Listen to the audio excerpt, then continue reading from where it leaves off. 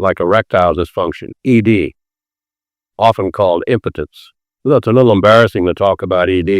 Ladies and gentleman, क्या आपने कभी सोचा है कि वियाग्रा का आविष्कार क्यों हुआ?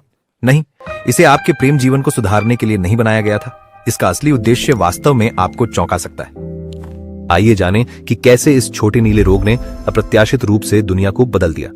1990 के दशक की शुरुआत में फाइजर में वैज्ञानिक सिल्डेनाफिल नामक एक दवा पर काम कर रहे थे, लेकिन उस उद्देश्य के लिए नहीं जो आप सोच रहे हैं। ले एंजाइना का इलाज करने की कोशिश कर रहे थे, जो हृदय तक रक्त प्रवाह कम होने के कारण होने वाला सीने का दर्द है। शोधकर्ताओं को उम्मीद थी कि सिल्डेनाफिल रक्त वाहिकाओं को आराम देगा और परिसंचरण को बेहतर बनाएगा, जिससे सीने का दर्द कम होगा। इसलिए उन्होंने इसे क्लिनिकल परीक्षणों में आजमाया, लेकिन यह उम्मीद के मुताबिक काम नहीं किया। प्रतिभागियों ने कुछ बहुत अलग बताया। अध्ययन में पुरुषों ने एक अजीब साइड इफेक्ट की रिपोर्टिंग शुरू कर दी। वे बेहतर इरेक्शन का अनुभव कर रहे थे। पहले तो वैज्ञानिक भ्रमित हो गए। एक दिल की दवा से यह कैसे हो सकता है? यह पता चला कि यह दवा सिर्फ दिल में ही नहीं, बल्कि अन्य जगहों पर भी रक्त प्रवाह बढ़ा रही थी। यह लिंग धमनियों को प्रभावित कर रहा था, जिससे रक्त प्रवाह में मदद मिल रही थी और लंबे समय तक उत्तेजना बनी रहती थी। इस आकस्मिक खोज ने सब कुछ बदल दिया। फाइजर ने एक बड़ी संभावना देखी। दवा को छोड़ने के बजाय उन्होंने रुख बदल लिया। सिल्डेनाफिल अब हृदय की दवा नहीं थी।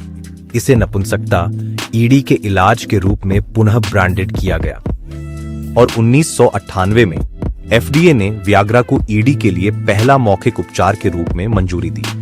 यह एक ऐतिहासिक क्षण था। उपभोक्ताओं के बीच दवा बेहद लोकप्रिय हुई और इसे एक अद्भुत गोली कहा गया।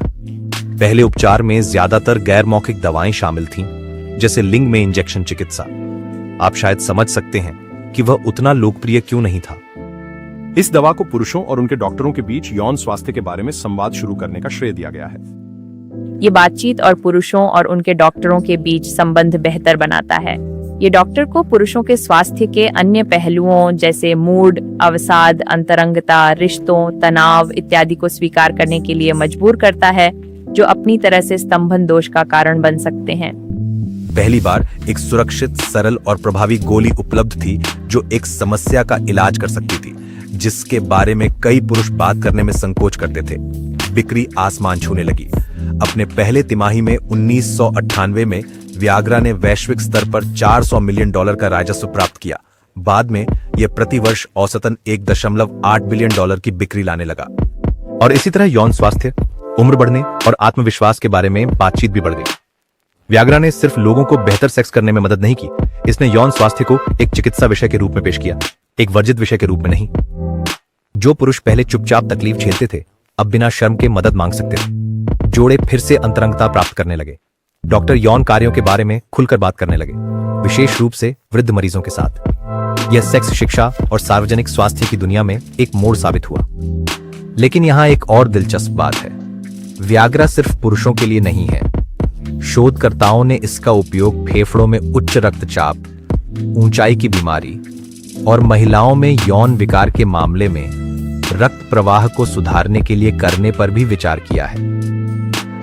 वियाग्रा सिर्फ एक बेडरूम समाधान से अधिक बन गया। यह अब इस बात का प्रतीक है कि कैसे आकस्मिक विज्ञान जीवन बदल सकता है। तो अगली बार जब आप वियाग्रा के बारे में सुने, याद रखें, यह एक दिल की दवा के रूप में शुरू हुआ था, लेकिन यौन स्वास्थ्य में एक क्रांति बन गया। कभी कभी सबसे बड़ी प्रगति अप्रत्याशित जगहों से आती है। यदि आपको यह कहानी आकर्षक लगी तो इसे लाइक करें और करियर अनप्लग्ड सब्सक्राइब करें और नीचे कमेंट करें। आप हमारे साथ और कौन से यौन स्वास्थ्य विषयों का अन्वेषण करना चाहेंगे? Hit that like button, share this video and subscribe.